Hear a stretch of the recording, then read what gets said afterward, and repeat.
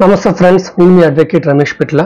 ఎవరైనా సరే చిన్న పిల్లల పైన లైంగిక దాడికి పాల్పడితే శిక్ష ఎలా ఉంటుందో తెలుసుకుందాం. Section 8 punishment for sexual assault.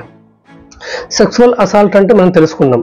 అంటే ఎవరైనా ఒకరు చిన్నపిల్లలని వాళ్ళ యొక్క మర్మాంగాల దగ్గర చేయి పెట్టి టచ్ చేయడం కానీ, వాళ్ళ పురుషాంగంతో కానీ, వాళ్ళ రొమ్ముతో కానీ, లేకపోతే వాళ్ళ ప్రైవేట్ పార్ట్స్తో కానీ ఎవరైనా సరే పిచ్చి పిచ్చిగా కామంతో కళ్ళు మూసుకుపోయి చేస్తూ ఉంటారు. వాళ్ళు ఎవరో కాదు, మనకు తెలిసిన వ్యక్తులు కావచ్చు. పిల్లల్ని ట్యూషన్కి పంపించినప్పుడు, విద్యా సంస్థలకు పంపించినప్పుడు, సినిమాకి పంపించినప్పుడు, షాపింగ్ మాల్కి పంపించినప్పుడు.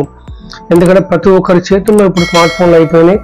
అందరితో తెలియని వాళ్ళతో కూడా ఫ్రెండ్షిప్ చేస్తున్నారు. మైనర్స్ అంటే 18 years లేకపోతే 18 years కంటే తక్కువ ఉన్న వాళ్ళు మైనర్స్, అబ్బాయిలు కావచ్చు, అమ్మాయిలు కావచ్చు. సో ఈ అబ్బాయిలు కానీ అమ్మాయిలు కానీ ఎవరైతే ఉన్నారో, వాళ్ళు మైనర్స్ ఎవరైతే ఉన్నారో వాళ్ళతోని చనువుగా ఉన్నట్టు బిహేవ్ చేసి అలా నటించి వాళ్ళ మర్మాంగాలతోని పిచ్చి పిచ్చిగా కొన్ని జుగుప్సాకరమైనటువంటి చర్యలకు పాల్పడుతుంటారు కొద్దిమంది. దాన్ని లైంగికమైనటువంటి దాడి అంటారు.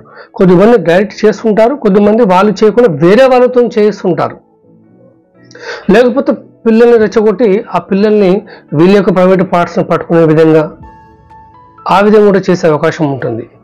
సో ఏది ఏమైనప్పటికీ ఎవరైనా సరే సెక్సువల్ అసాల్ట్కి లైంగిక దాడికి పాల్పడితే 3 సంవత్సరాల నుంచి 5 సంవత్సరాల వరకు కఠిన కారాగార శిక్ష ఉంటుంది, గుర్తుపెట్టుకోండి. అలాగే వాళ్ళకి కోర్టు జరిమానా కూడా విధిస్తుంది. పోక్సో యాక్ట్ అనేది చాలా తీవ్రమైనటువంటి అంటే శిక్ష అనేది విధిస్తుంది నేరస్తులకి. చాలా జాగ్రత్తగా ఉండాలి పిల్లల పట్ల మనం. అలాగే ఎవరైనా లైంగిక దాడికి పాల్పడితే పిల్లల పైన వెంటనే పోలీసులకు రిపోర్ట్ చేయాలి. రిపోర్ట్ చేయకపోయినా సరే నేరమే అవుతుంది. సో ఛానల్కి తప్పకుండా సబ్స్క్రైబ్ చేసుకొని అందరికీ షేర్ చేయండి. మీ అడ్వకేట్.